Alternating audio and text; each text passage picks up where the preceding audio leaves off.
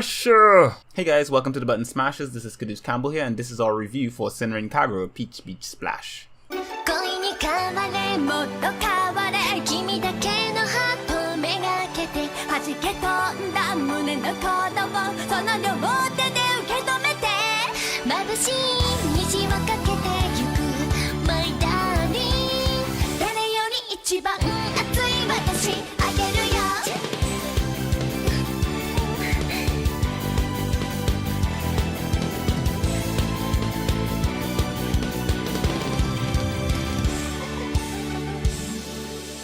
That's right everyone, Senran Kagura Peach Beach Splash is finally here.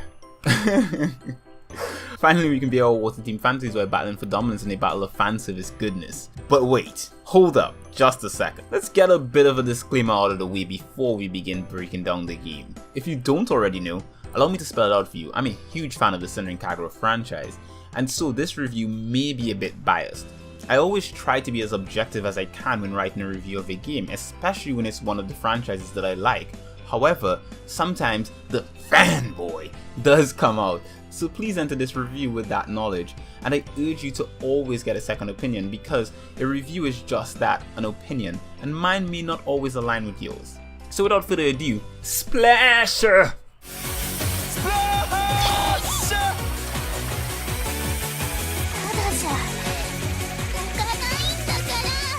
Senran Kagura Peach Beach Splash is the newest entry in the titular franchise as of writing this review, and boy is it different. It's not what I expected or initially wanted from this franchise, but after plugging many sleepless nights into it, I can safely say that it is exactly what the fans deserve. The game captures most of what makes a Senran Kagura game great and implements it in the form of a third-person shooter similar to the likes of Splatoon. Each battle begins with a choice among a large roster of Senran Kagura girls, along with a choice of 3 pets that can be summoned in battle to assist the player, and a couple cards that either buff certain stats or allow for specific attacks and shields. All of these are card based and booster packs are received after each battle. Packs can also be purchased in the store once unlocked, which is great and adds something new to the series.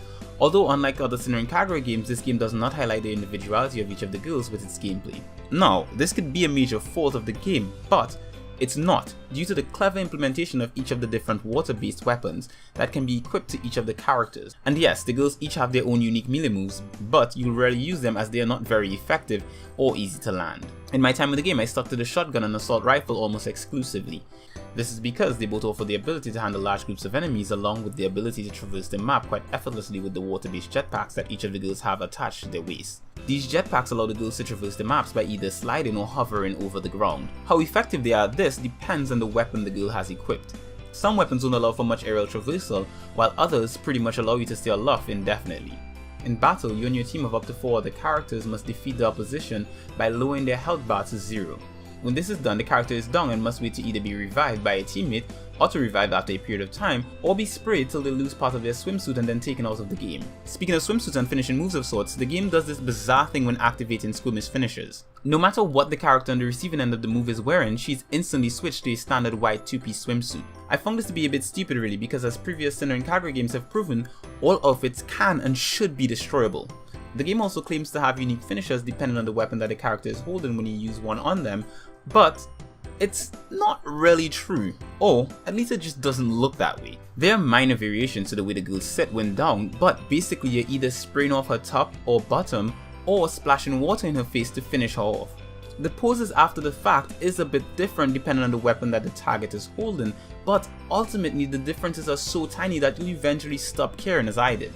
It's also possible to fully customize your character as you'd expect in a Senran Kagura game, and they, as well as the weapons, pets, and card buffs, are upgradable to a level of 10. What's good about this system is that the weapons, pets, and cards can be shared among the girls, so leveling up one for a particular character will make it available for all the other characters. These levels increase the effectiveness of each card, so when beginning the game, choose a character that you like the look of the most. Think of them as a skin, then level her up as well as the weapons and cards that you prefer. And here's a little tip, the easiest way to level up is to play the Vero challenges. Each time you win, you get a card deck and more credit than you'll get in any other mode in the game. And though the game does allow for purchase of digital currency, it's fairly easy to earn some large sums of credit just by following the aforementioned tip. As for the online modes, I don't know how much credit they offer as I was not able to find a match during the pre-release period. tips aside, let's talk about the outfits, because that's what we really care about. The outfits are mostly rehashed from previous games, which I don't mind, although I would have preferred if they were all soakable. Only some outfits are soakable, and it is not a realistic implementation. The entire outfit gets soaked evenly no matter where you aim, and the others either take damage or do nothing at all. It's a bit of a waste if you ask me, but it's in no way a deal breaker. As for the plot, not the boobs, the actual plot, well, it's not the best I've experienced with this particular franchise, especially in the early sections. Each of the 4 main groups of girls gets 10 main story missions for a total of 40. Then 14 more are unlocked by completing the main ones, and after a single boss mission is unlocked. In all actuality, only the final 14 missions matter and align with the overall plot built by the previous games. They even explore a bit about Kagura and address events from Estival Versus. So it could be stated that the first 14 missions are just really fluff, Hikage rapping being one of the few memorable moments of them. As for other modes, the Paradise episodes replace the Heart mode and gives each of the girls more individual character development moments. Like its predecessor, this mode offers some of the best individual stories that Senran Kagura games have to offer. You will be required to play the mission modes multiple times because, similar to Dynasty Warriors, parts of the story are lost due to the game being in Japanese and having to manage multiple enemies while reading, which is almost impossible. And this is not something that's new to this series, but in this game in particular, it's even more apparent because of the fast pace of combat and the precision needed when playing a shooter. As for the voice acting and soundtrack, well, they're great. They've kept to what we've come to expect from this franchise. All the girls sound great, and the music is always fitting to what's happening on screen.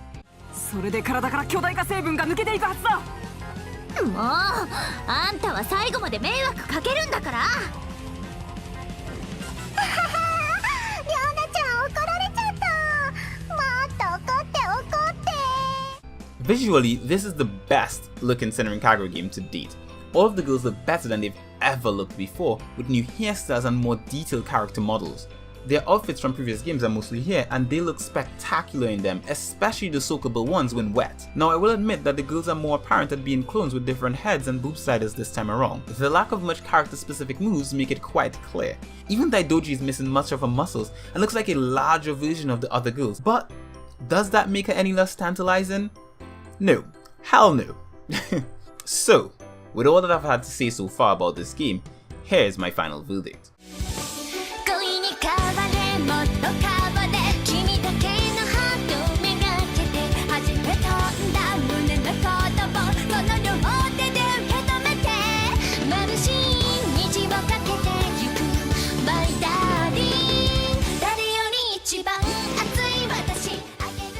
Like the good book says, I am but a simple man. I see boobs, and thus I like. But should the boobs be adorned with great gameplay and story, then endorse it I shall. Book of Memes, Chapter 1, verse 12. In all seriousness, this is a game for fans of the Senran Kagura series and third-person shooters. It's similar to other shooters and well balanced enough that I can see an esport coming out of it. The mechanics are solid and the girls are adorable. What else can you ask for? So grab a copy and join me in a match if you fancy this type of game. P.S. I call dibs on Miyabi.